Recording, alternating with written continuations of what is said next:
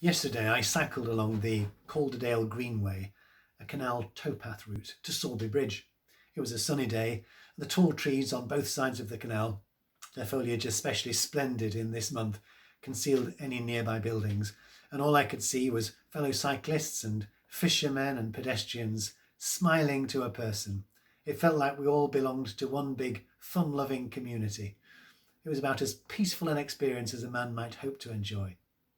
Then something jarred. I came across a cobbled bridge entitled Cromwell Bridge. That set my mind racing.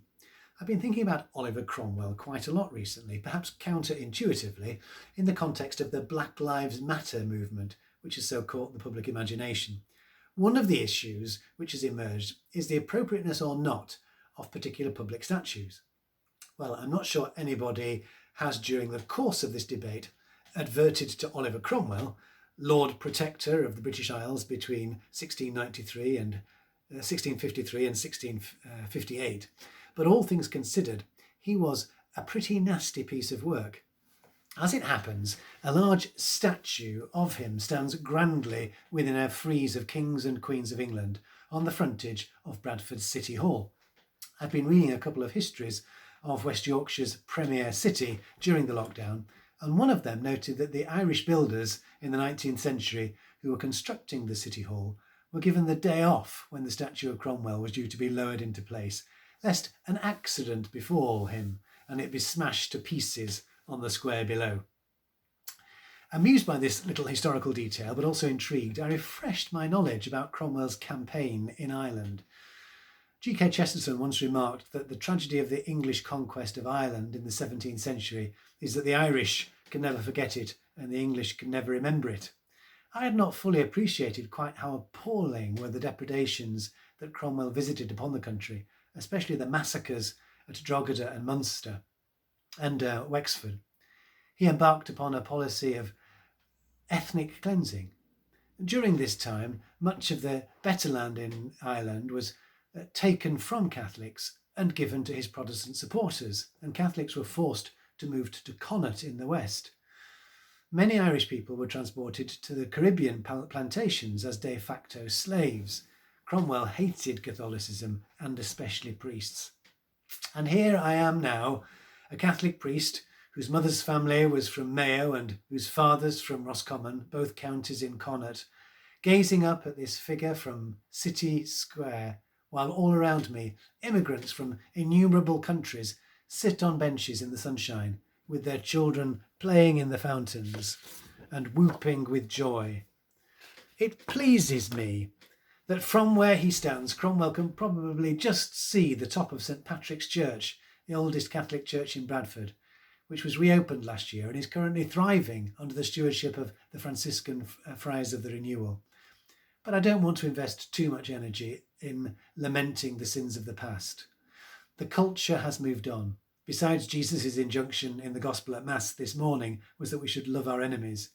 The hardest of instructions has to be integrated in this debate. And as I mused, I became aware of why I had become so exercised by the figure of Cromwell.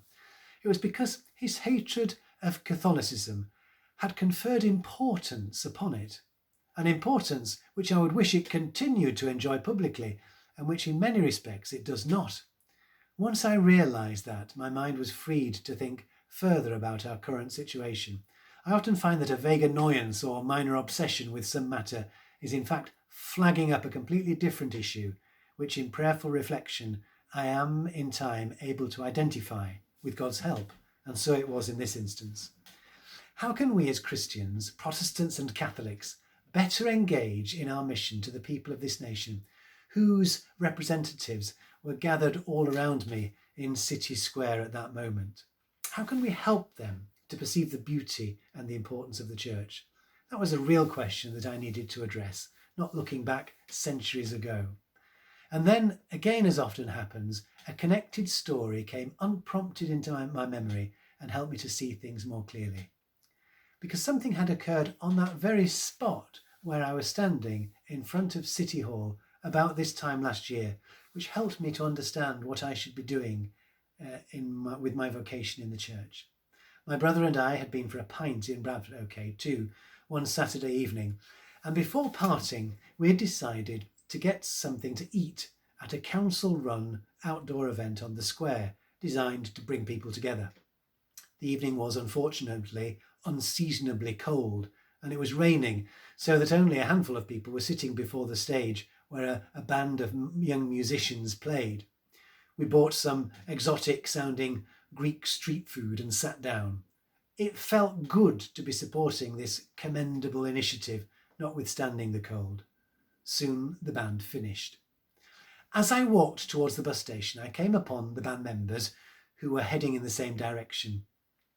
"Thank you for your music," I said a little shyly, because the last time I had seen them, they had been performers with all the magic and the importance which accrue to such people. The lead guitarist, who I imagine was a bit of a heartthrob with the girls, turned to me and said, "Thank you. Thank you," he paused slightly, "for your participation." That's it, I thought, as I got on the bus. My mission is to help people to appreciate the joy of participating in the life of the church. Everything was suddenly very clear.